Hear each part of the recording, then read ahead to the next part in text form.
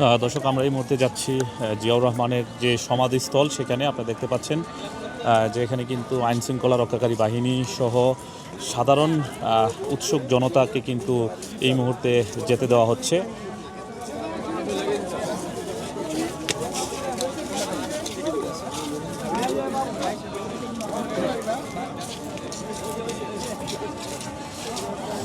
এই মুহূর্তে আইন শৃঙ্খলা রক্ষাকারী বাহিনীর যে নিরাপত্তা কিন্তু তেমন নেই বললেই চলে।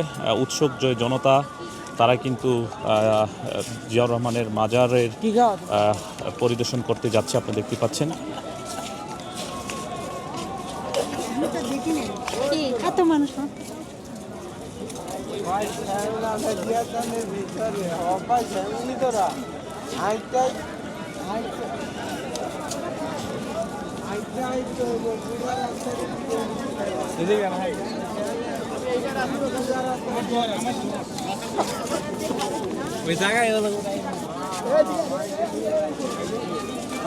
আমরা এই মুহূর্তে সমাধিস্থলের ঠিক কাছাকাছি আছি।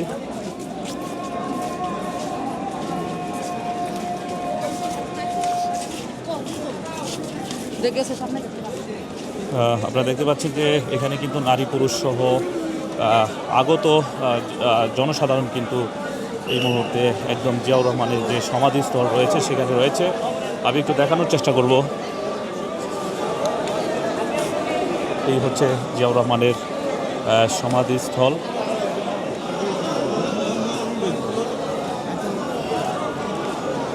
এখানে দেখতে পাচ্ছেন যে শত শত মানুষের উপস্থিতি।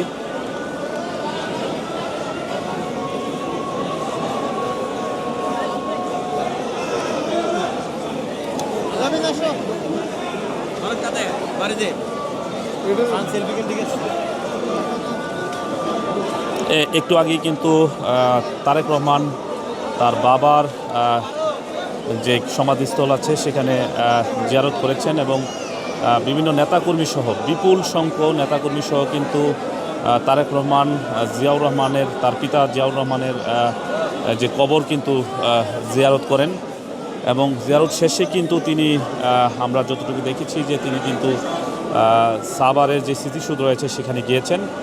তারপরে কিন্তু নিরাপত্তার যে ব্যবস্থা সেটি তুলে দেওয়া হয় এবং এই মুহূর্তে কিন্তু উৎসুক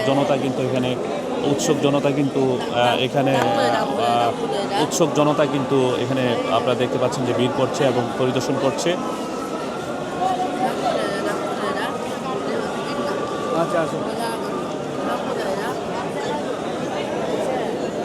জানার চেষ্টা করবো যে মানে আজকে এখানে আসলেন, তারেক রহমানকে কি আপনি দেখতে পেরেছেন কিনা?